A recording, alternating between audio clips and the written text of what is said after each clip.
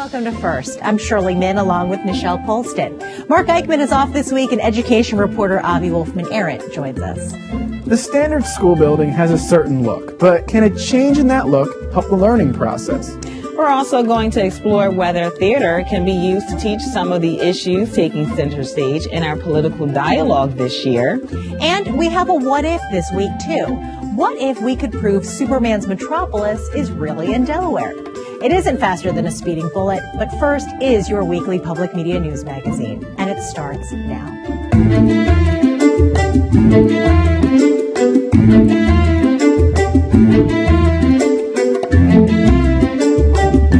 The design of a building says a lot about the people who built it, and that's no different for schools. A school's look and function speak to the priorities of its creators. So for more, let's bring in our education correspondent, Avi Wolfman-Arent. So Shirley, in our first look this week, we're going to show you two Delaware schools, one new and one old. Together, they tell us a story about where education in the first state has been and where it might be going.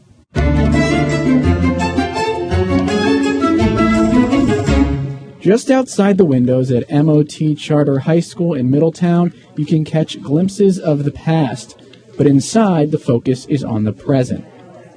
So we have sets of laptops in here. The students have their own laptops, they're issued. But the newest school in this former farming community opened last fall, and everything about it feels different. So these are made so that the classroom teacher or the students, they can open the space and they'll leave them open even acoustically. They can still be working. Classroom walls are made of glass. Students work together in open breakout areas where they can write on the walls. The building looks like one massive hallway, which is a reflection of the school's philosophy, says Principal Elaine Elston. We said we would like natural lighting in every space possible, spaces for collaboration, ways to have flexible furniture and different groupings, and transparency. And we just gave that to the architects. They came back with this design. MOT High School has two academies, one in the arts, the other in the sciences. This new building, with its airy, flexible spaces, is designed to anticipate the future of education and the future of the workplaces MOT students hope to join. Engineers never work in isolation. It's not the days of, well, if you're just really good at math and you can calculate, you can be an engineer. Engineers have to talk to a variety of other people that are bringing things to the project. So same thing for our kids. We want them starting, even before ninth grade, but especially here in the high school, to be able to communicate their ideas, problem solve, work together, listen to others, filter that information, and come out with the best solutions possible. There's a lot of undefined space at MOT Charter, kind of like the open offices you see at tech startups. And that's on purpose. MOT doesn't want its students to master a bunch of separate disciplines. Instead, the school wants its students to master the art of learning so they can keep up in an ever-changing world. They have to be the hardest working, the best problem solvers, the most innovative, the most creative, and the best takers in of information and the best communicators out of communication. So that's what we're building, and this space allows that, and I hope that all education is moving in that trend, because it would be a disservice to children for us not to do that. Almost exactly 80 years ago, the DuPont family was also thinking about the future of education. They had industries here in the first state that needed an educated workforce. It was impractical for them to go looking to Jersey, Philadelphia, whatever, for that workforce when you could have a homegrown workforce of equal ability. One problem. At the dawn of the 20th century, Delaware's education system was among the nation's worst, and its facilities reflected that, says local historian and city planner Patricia Maley. You're thinking, or should be thinking, the proverbial one-room schoolhouse, where, I teach you, you teach George, George teaches Susie, and, it goes down to, the little kid who's running around screaming. Starting in 1920, the DuPonts helped build a flurry of modern schools, and in 1935 came the crown jewel, Pierre S. DuPont High School in Wilmington. You can see, as we walk into it, it is a glorious space. P.S. DuPont had features that were practically unheard of at the time. A massive auditorium, 2 gymnasiums, a light-filled library, even a separate arts wing with its own decorative entryway. It was unusual. This was, as far as I know, first in the area. And certainly this made people feel that, oh, art's something serious. When P.S. DuPont was finished, the Wilmington school superintendent called it the modern educator's ideal. The building's looming stature and ornamental flourishes signaled to everyone that education was an important public good. What the DuPonts tried to do in doing a metamorphosis of that system was to make it, the architecture, something that would inspire people coming in. That education was a wonderful thing. It was a thing of beauty, and it was also a doorway to a better life in the future. Unlike MOT Charter School, P.S. DuPont emphasized distinct disciplines with distinct spaces. Free movement and collaboration weren't embedded in the design. But in many ways, the old building, which now serves as a middle school, has stood the test of time. It established a benchmark, and I'm seeing in many instances schools coming back to this with the natural light, with the open spaces, and I think that's a good thing. Part of what makes P.S. DuPont so stunning are its decorative elements. Even the air vents are intricate and decorative. Today, many of us take for granted the notion that public education is important, but back then, the DuPonts were trying to convince their community to make education a priority. The grandeur of the building itself was a symbol of that. Now, Avi, I want to ask about the MOT Charter building. You know, with all of the glass walls and sliding doors, how are the students able to do any work? We asked that question, actually, some of the students and teachers. They said it was a little distracting at first, but they've gotten used to it, they said. Are the open floor plans for schools, is this sort of the new thing now that we're going to be seeing in more schools? It's a new thing, but it's also an old thing. I mean, you can actually go back to the 1970s and 80s. There was these things called open space schools. Not many walls, very open. It encouraged a lot of interchange and free movement. It didn't work out so well, actually. Teachers ended up putting barriers because the noise and the confusion was just too much to get anything done. So are we doomed to repeat history here then? I mean, it's possible. I will say that the schools like MOT Charter are not quite as open. And another thing to point out is they have new technology to help isolate sound. But I did talk to some experts who worry a little bit about this trend toward more open, flexible schools. I remember one in particular telling me, you can make a space that's really flexible, that works for a lot of purposes, but it runs the risk of being a mediocre space for everybody. Okay. Very interesting. Thank you so much, Avi. And as always, you can read more of our education coverage at newsworks.org/Delaware. The unemployment rate for black men is said to be an alarming one here in Wilmington, especially for those coming out of prison or those with limited education. Nationally, the U.S. Bureau of Labor Statistics reports the unemployment rate to be at 8.8%, but a dramatization of the issue on stage could offer the solution to putting many of those men back to work.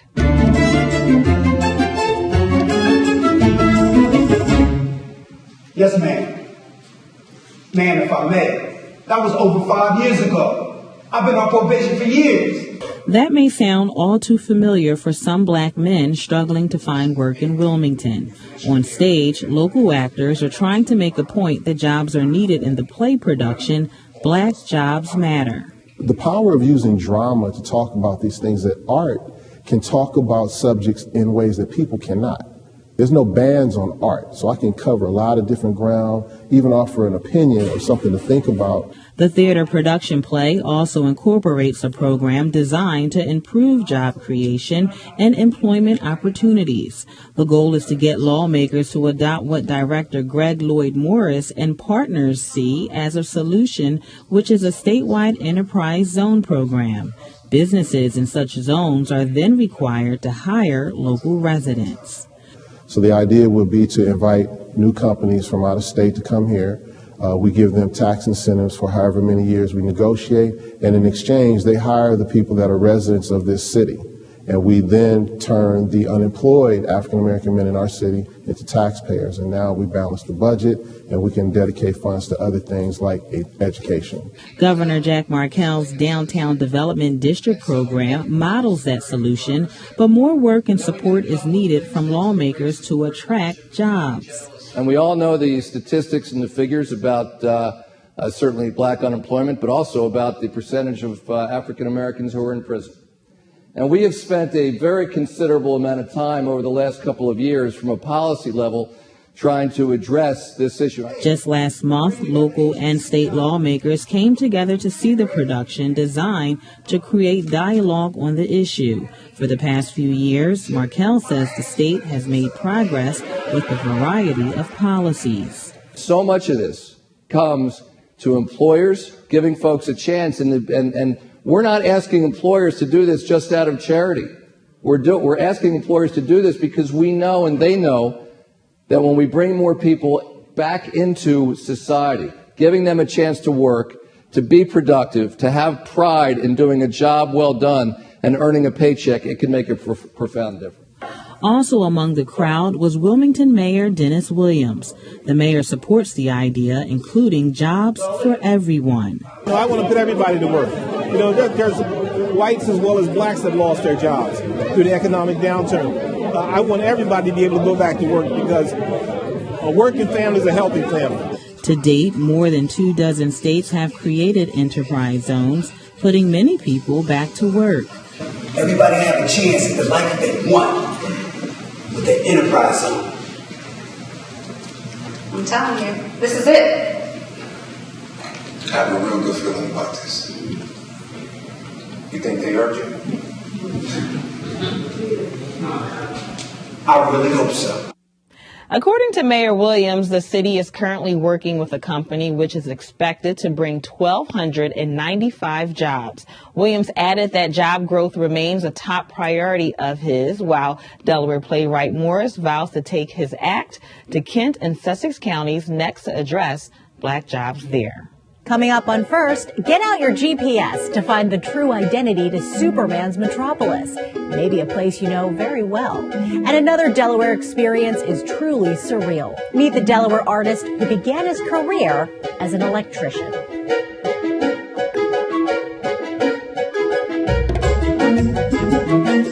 For our first-person segment this week, we follow in President Obama's footsteps and head to Cuba.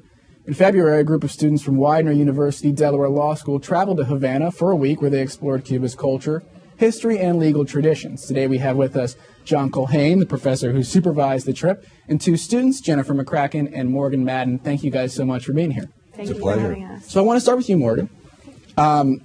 So before you guys went to Cuba, as I understand it, you took a class called Business Transactions in Emerging Economies, right? I got that right? Correct. And can you just briefly describe for me what you learned in the class and sort of how that meshed with the trip? Sure. So the class kind of examined business transactions, like you said, in emerging economies. Typically, when businesses start up in economies that are just beginning to kind of take hold in the world economy, there's a big government interest. And that's especially the case, of course, in Cuba. It's a socialist country. Yeah. So what we kind of examined was the role that business owners play, of course, attorneys play, and the government plays in those startups and in those business relationships, both in the international market and in the country itself. So you guys focused on Cuba. We did. We did study some other countries, but of course the trip was Cuba, so we spent a lot of time with that. And then when we went to Cuba, we had the opportunity to speak with some business owners there, some attorneys there, and some government officials there about how those relationships take form and how they're different from ours and how in some ways they're similar to ours. So I wanted to ask you, Jennifer, so what types of opportunities in the future might arise for lawyers because of the potential opening up of Cuba? And will there be some benefit potentially for the Delaware legal community because of that, like specifically? Absolutely. I think there will be a benefit for the Delaware legal community, especially with our strong connection to corporations, like the new laws that are being opened up right now. We have more access to Cuba. We're able to set up more business transactions. And so I think that there's a huge potential for the Cuban market. So, and lawyers will be at the heart of a lot of those Absolutely. transactions, setting up a lot of the sort of the business structure, right? Structures and the tax incentives and the tax implications of the businesses there. And because of Delaware's strong sort of presence in corporate law, do you think like here in particular there could be a boom as opposed to other markets where there isn't as much of a corporate law presence? Absolutely, yes. Cool. So You guys also, when you were there, Professor, you got a chance to talk to everyday Cubans, right? We did.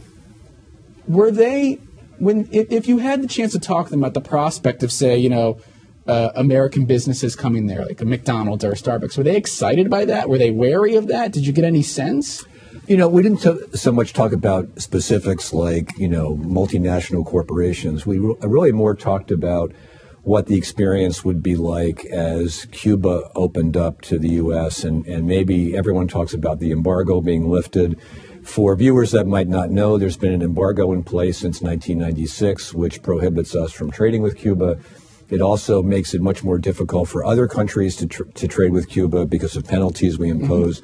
So they were very excited about the prospect of just having a more open relationship. And what I got more out of the conversations I had was they thought that the United States and Cuba were sort of natural allies or friends. Sometimes they use the word frenemies, which I thought was interesting. But there was a warmness to it. There was definitely a warmness to it. I felt like the Cuban people were extremely happy to have us there. Interesting. I think it's always a danger of overgeneralizing, but I think people are friendly and warm and inviting. And inviting. That's a great word. I think a sentiment I heard over and over again in not so many words, but in really the same words was our people are friends. Just our governments are our enemy or frenemies. Frenemies. Right. I like that term. So, but and things are changing. They and they know us. that. And right. They love Obama. They do love Obama. Because they feel as if he's moved things in what they consider to be the right direction. Let me ask about sort of the laws. You did get a chance to talk with Cuban lawyers and academics while you were over there, right? We did. Was there anything, I'll direct this to you, Professor, first. Was there anything about their legal system in Cuba that surprised you? We talked about this a little bit, and I think not so much the legal system as viewers would think of it, but more just in terms of how the government provides services to the people. So in the United States, just to give you an obvious example, our healthcare system is a Byzantine structure, right, with, some public aspects like Medicaid, Medicare, and the VA, a lot of private insurance companies, a lot of regulation. There, it's government run. There's complete universal access to health care. And so to them, our system doesn't really seem to make a lot of sense, the complex legal structure of it. Theirs, you walk into a hospital, you're sick, they take care of you. So that was one place where I saw a real obvious difference, where we could learn a lot from them, actually. Did they have any assumptions about our legal system, and did you find them to be accurate? I'll put that to Jennifer or Morgan. Were there anything did you hear them generalize about our legal system in any way? I really didn't. They seem, I don't want to say ignorant because that's not really the correct term, but maybe unconcerned. Really? With our business and legal system. I think we spent a lot of time in Havana. It's a tourist-driven area. Yeah. So the only concern I really heard with anything happening in our country was lifting the embargo so that they would have more tourism. Yeah. They didn't really seem... They weren't engaged in sort of the particulars of They our were legal happy system. to answer our questions, Yeah. but didn't really have questions for us, was my general experience. Great. I think the most that they touched on with American laws was the embargo. So We'll have to leave it there, but we could talk about this for hours. I want to thank you so much, Jennifer McCracken, Morgan Madden, John Colhane. You can always read more at newsworks.org/Delaware.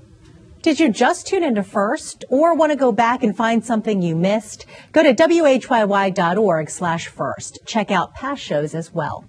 Now, there's all kinds of interesting facts you'll learn watching this show. Mark Eichmann is off this week, but he left us with one such fact. In recent years, some state lawmakers have tried to lure movie producers to Delaware. Those efforts have largely been unsuccessful. But did you know that one of this year's blockbusters is actually Delaware-based?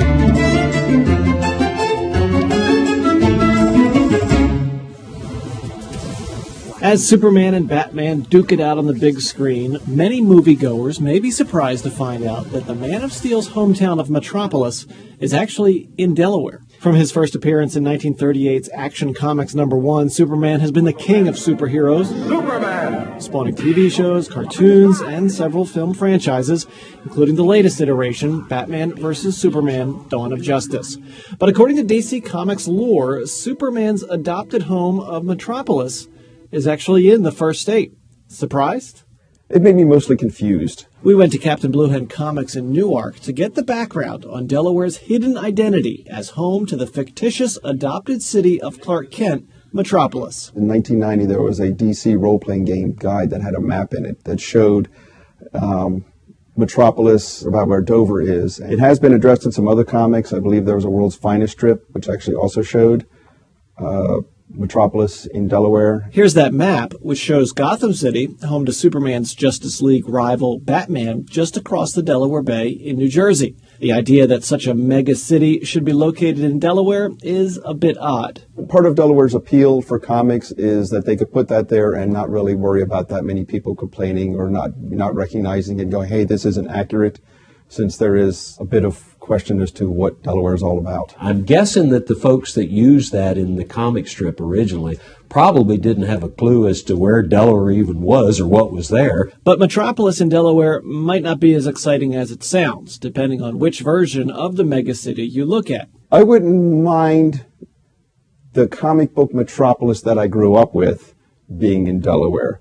I would mind very much if the Metropolis of the current movies was in Delaware. Because the movies are a little bit darker these days. So anymore, if the hero shows up, you gather your family and say your goodbyes. In the DC movies, like in The Man of Steel. And it's not just Superman that calls Delaware home. Say hello to Smyrna native, the Corruptor. In my own hometown of Smyrna, Delaware, there was a villain with purple skin and white hair and red eyes named the Corruptor, who was born there as a result of an industrial accident that I'm going to guess happened at a DuPont factory. Maybe the Corruptor wouldn't make for tourism fodder, but the Man of Steel? I'm not sure whether Superman was from here or not, but we'll certainly claim him. I do believe Delaware has missed the opportunity to claim it as the home of Superman. Delaware really needs to step up and own Superman and admit that the red, blue, and yellow is as important to the first state as the first state is to comics. While there's no plans to build a monument to Delaware's Metropolis Superman connection, the folks at Captain Bluehead Comics are planning their annual celebration of comic books with Free Comic Book Day, which will be held at their Newark store on the first Saturday in May. Also coming in May is another installment of our First Extra special, exploring Delaware's quirky history.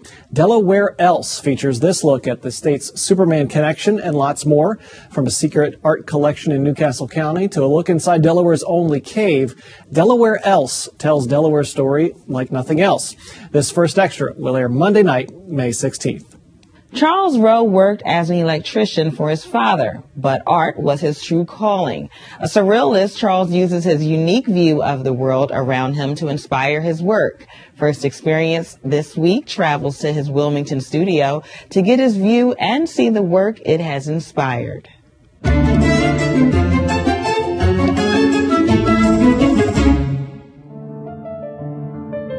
I'm originally from Montana. I started painting when I was 10. I'm now 82. My father was disappointed because I didn't take one of his electrical businesses. I said, I just really have to do this. And I never thought about doing anything else. It was a natural thing for me. I think being raised in Montana, seeing nature, responding to that with my work, it's just the way that my work started to develop. Being a surrealist, it's a combination of what we call realism, which they would say Andrew Wyeth was a realist, and Dolly, who was a surrealist. But the fact is, it puts those together because you need the craft of painting and drawing, and yet it's not the real world. It's hard to really explain what the process is, because it just flows out. It's not something I sit down and say, okay, now I'm going to create a surrealist thing. No. When I'm thinking about something, for instance, I'd be doing a sketch, having a cup of coffee in Spain or something, and there would be a palm coming out like this. And I would sit there and think to myself, I wonder what it would be like to live on a palm leaf.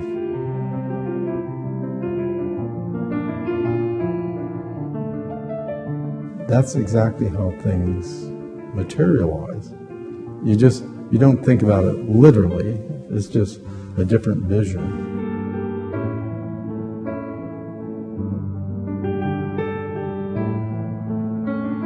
We were looking at this print over here that I did. It's filled with symbolism. The shell is birth, the rose is life, the water makes the transition, like life does, down to the ocean, and then it goes back up and starts all over again.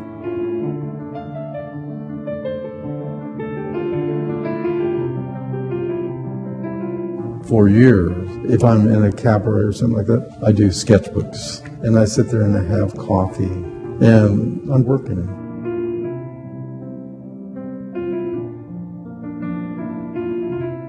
I find a horn walking or something, I pick it up. The skull we were going to throw away. When I look at things like that, like the nose sitting in the chair, that's where I get ideas like this.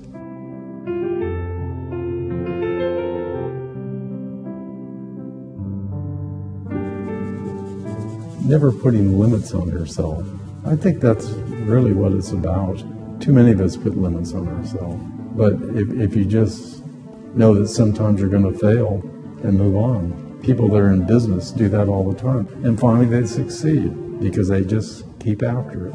And the same thing with creative art. You have to do it. Being active is important. I'm just happy to be able to still do it. You do it until you just say, I'm not going to do it anymore. That's how I've always felt, and it started at 10. You can see more of Charles' work, including his winning painting for the 1981 Delaware Duck Stamp Competition at the 17th Annual Delaware Foundation for the Visual Arts Spring Art Show. It will take place April 8th through the 10th at Hagley Museum in Wilmington. Charles Rowe will be the honored artist at the show, and you can get more information on the show at dfva.org. And next week on First, the push to convince girls that coding and things tech are not only fun, but a good way to earn a living. A report on Girl Develop It. And let's enjoy Mount Cuba as part of our media collaboration with Delaware Today magazine. We're also going to talk more in the coming weeks about the series of debates for the Democratic nomination for Wilmington mayor. Here's a sample of the March debate. The full program airs Sunday, April 3rd. I think that we need a vibrant and inclusive city that's attractive to all neighborhoods, and that will be supportive of all millennials and the baby boomers. I think it's a fair question to ask them what they've done with all the experience they've had serving Wilmington. I don't believe our city should be the place where a new mayor learns how to run a very large, complex organization. The risks of failure for all of us are far too great. For me, running for office right now starts with an idea of an extension of service. The next debate in the series is April 21st at Howard High School. Stay tuned for details on how you can attend. That's First for this week. We thank you for watching. For Shirley Min, Michelle Polston, and Mark Eichman, I'm Avi Wolfman-Arent. Have a good week.